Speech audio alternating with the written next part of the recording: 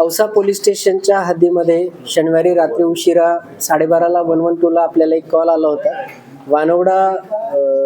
T point पासून ते वानवडा जाणाऱ्या रस्त्यावर एक वाहन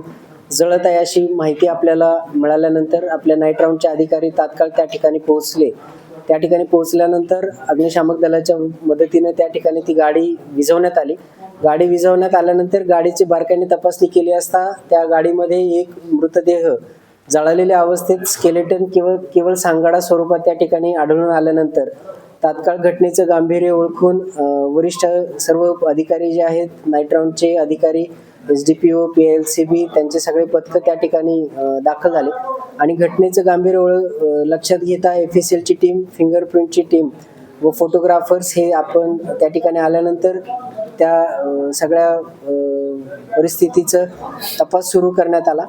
त्यानंतर वाहनाचा जो नंबर होता त्या नंबरच्या आधारे वाहनाच्या मालकाचा शोध घेण्यात आला. त्या मालकाचा शोध घेतल्यानंतर असं लक्षात आलं की ते वाहन त्याने त्याच्या नातेवाईकाला वापरण्यासाठी दिलेलं होतं. मग ज्या नातेवाईकाला वापरण्यासाठी दिलं होतं त्याचा शोध घेण्यात आला असता असं निष्पन्न झालं की तो जो नातेवाईक आहे गणेश चव्हाण नावाचा व्यक्ती, तर तो घरातून 10 वाजता गेला आहे आणि तो आता परत घरी आलेला नाही आणि त्याचे मोबाईल बंद आहेत. त्यामुळं प्रथमतः अशी धारणा झाली की जो काही मयत इसम आहे गाडीमध्ये ज्याचा मृतदेह मिळालेला आहे तो गणेश चव्हाणचाच असावा असं प्राथमिकदृष्ट्या त्या ठिकाणी वाटत होतं. त्याच्या आधारावर तात्काळ औसा पोलीस स्टेशन या ठिकाणी अकस्मात मृत्यू दाखल करून त्याचा तपास सुरू करण्यात आला. परंतु दिसत्या परिस्थितीवरनं पोलिसांना संशय आल्यानंतर जो मयत असावा गणेश चव्हाण या संशयाच्या आधारावर गणेश चव्हाण आणि गणेश चव्हाणच्या इतर सगळी माहिती काढत असता एका महिलेबरोबर त्याचे जे काही मैत्री होती तर त्या मैत्रीच्या आधारावर त्या महिलेकडे आपण ज्यावेळेस चौकशी केली तर त्यावेळेस आपल्याला असं निष्पन्न झालं की ही घटना घडून गेल्यानंतरही त्या महिलेबरोबर त्या गणेश चव्हाणच्या जो एक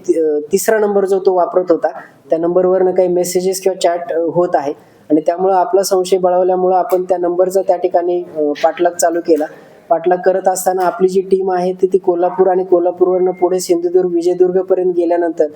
उशिरा आपल्याला त्या ठिकाणी गणेश चव्हाण ही व्यक्ती त्या ठिकाणी जिवंत मिळून आली आणि त्यावरून आपली खात्री झाली की जे गाडीमध्ये जो मिळालेला सांगाडा आहे तर तो गणेश चव्हाण याचा नसून इतर कोणाचा तरी आहे. आणि त्यानंतर मग ज्यावेळेस गणेश चव्हाणला आपण चौकशीसाठी ताब्यात घेतल्यानंतर बारकाईनं आणि सखोल चौकशी केल्यानंतर गणेश चव्हाणने या अनुषंगानं आपल्याकडे जी दिलेली कबुली आहे त्याच्या आधारावर हे निष्पन्न झालेलं आहे की गणेश चव्हाण याला त्याचं फ्लॅटचं कर्ज भागवण्यासाठी किंवा त्यांनी जो स्वतःचा 1 कोटीचा जो टर्म इन्शुरन्स काढला होता तर त्या टर्म इन्शुरन्सचे पैसे मिळवण्यासाठी त्यांनी त्याला स्वतःला मारलं, स्वतःचा त्याचा मृत्यू झाल्याचा बनाव त्या ठिकाणी